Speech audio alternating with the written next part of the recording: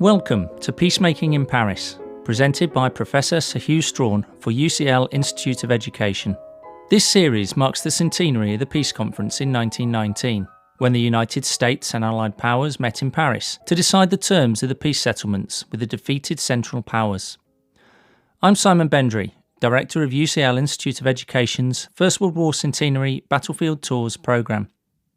In an earlier podcast series, From Amiens to Armistice, Sir Hew looked at the sequence of Allied victories from the Battle of Amiens on the 8th of August 1918 to the armistice negotiated by Germany on the 11th of November 1918. In Peacemaking in Paris, he reflects on the peace conference and its legacy. In this podcast, he considers the absence of Russia from the peace negotiations and the implications of that absence for the rest of the 20th century. The winter of 1916-17 was hard across all of Europe. Harvests had failed in the previous year, food was short, but nowhere was more directly affected by this impoverishment than Russia. Revolution broke out in Petrograd in March 1917, and what drove it, not least, was shortage of food. The provisional government, which came into power as a consequence of the toppling of the Tsar, was committed to maintaining the war effort. Many saw this first Russian Revolution as an opportunity for Russia to become more truly effective as a belligerent, that liberalization would result in the further mobilization of Russia because there would be support for the government. That did not happen. In April 1917, Lenin arrived at the Finland station in Petrograd. He had been brought in a sealed train from Switzerland across Europe by the Germans, specifically to undermine Russia from within. It's too simple to see a German conspiracy as the sole source of the Russian Revolution, but it's important to realize that the Germans give a minority socialist party, the Bolshevik Party, a leverage which it would not otherwise have had. The Bolsheviks were committed to taking Russia out of this war in a way that other parties of the left in Russia were not. What that meant was the Bolsheviks could appeal to that war weariness in the Russian people, that sense that the war itself was the problem, not just the system of government within Russia. Lenin is the principal ideologue and driver of the Bolsheviks, and having their leader on the ground in Russia provided the momentum which led ultimately to a second Russian Revolution in November 1917.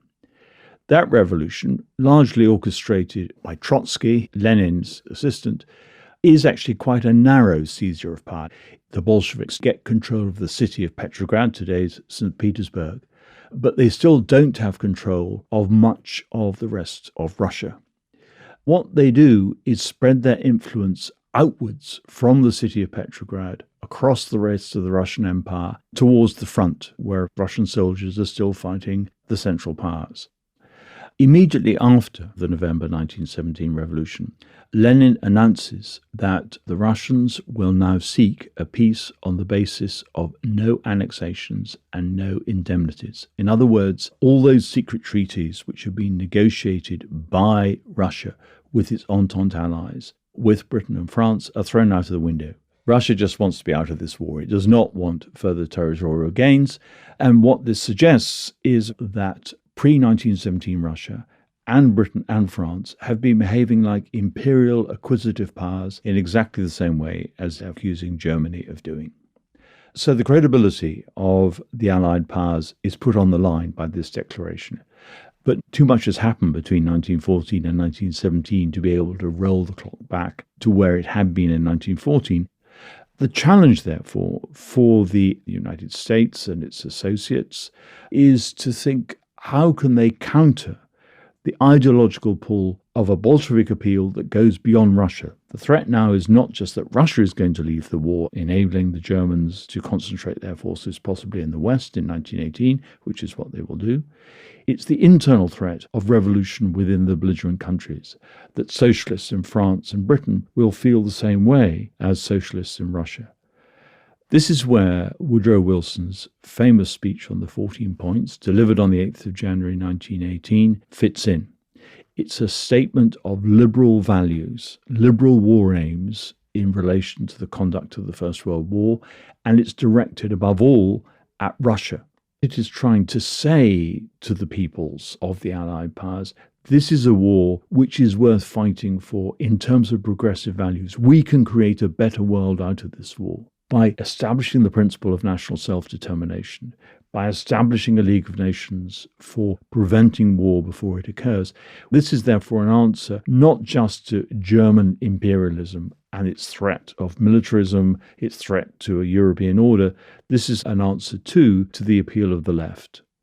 So it's an ideological statement, and it's an enormously powerful statement because it revives the determination to fight this war in the Allied countries, which is wavering in late 1917. After his declaration about peace, Lenin had to move fast. Negotiations with the Central Powers, and particularly, of course, with Germany, began almost immediately following the November 1917 revolution. The Treaty of Brest-Litovsk, the treaty between Russia and the four Central Powers, Germany, Austria-Hungary, Bulgaria, and the Ottoman Empire, is signed in March 1918. By its terms, Russia loses what we would now define as all European Russia. About a third of its territory is sacrificed. So determined is Lenin to have this peace treaty, which he has promised effectively as the condition for delivering the revolution.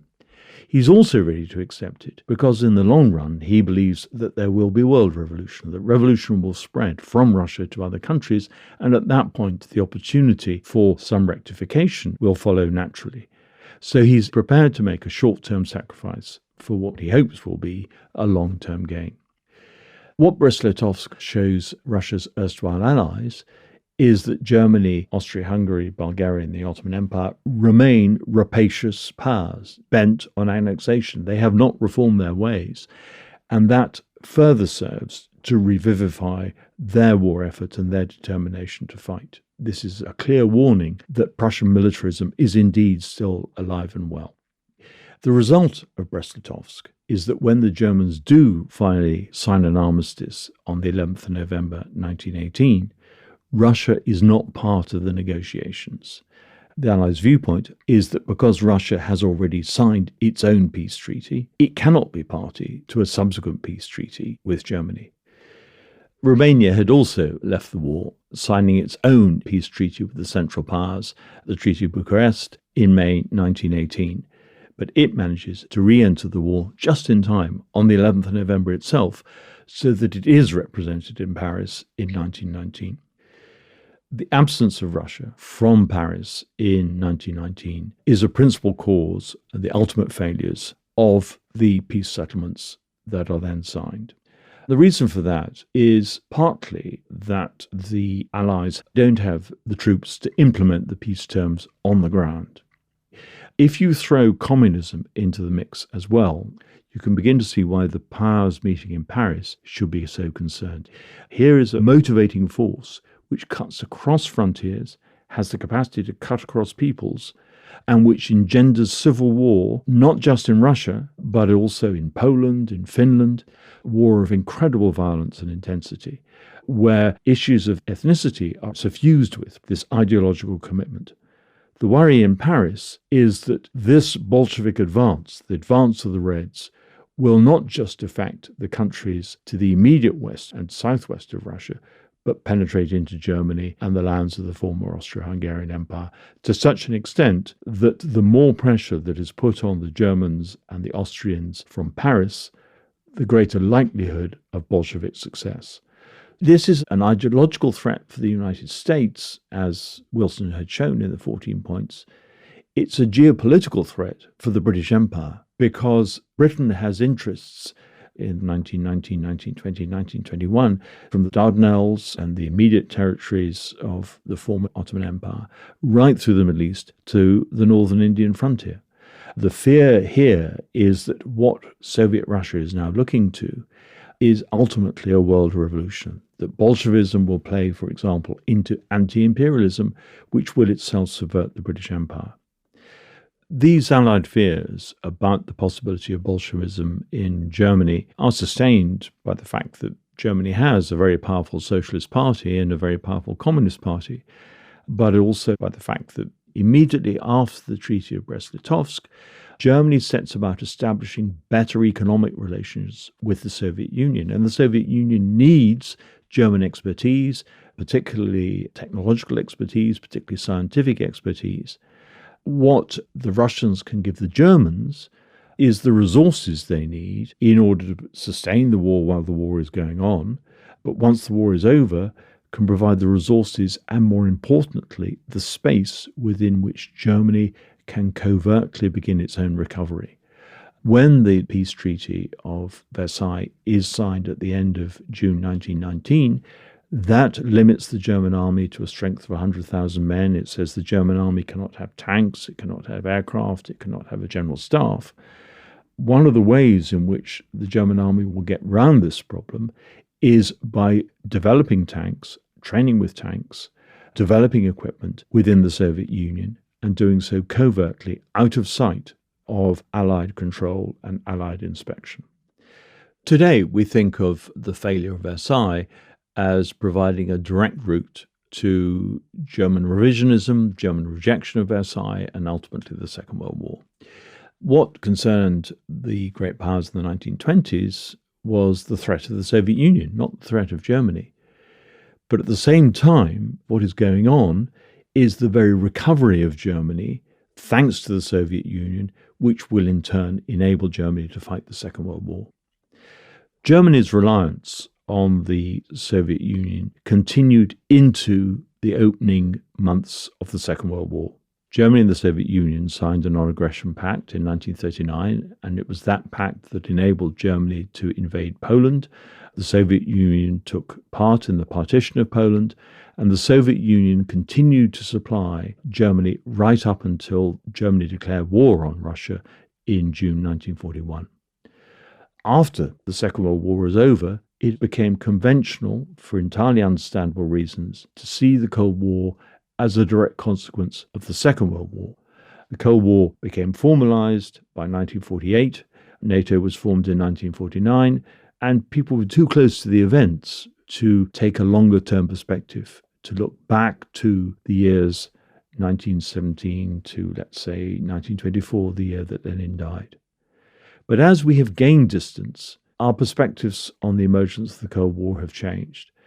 And many historians today would now point to the period immediately after the end of the First World War and to the absence of the Soviet Union from the Paris Peace Conference as themselves pivotal in the emergence of what we later came to call the Cold War.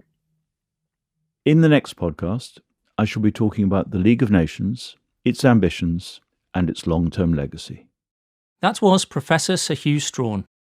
You have been listening to Peacemaking in Paris, a Chrome Radio production for UCL Institute of Education. The producer was Katrina Oliphant, with sound design by Chris Sharp.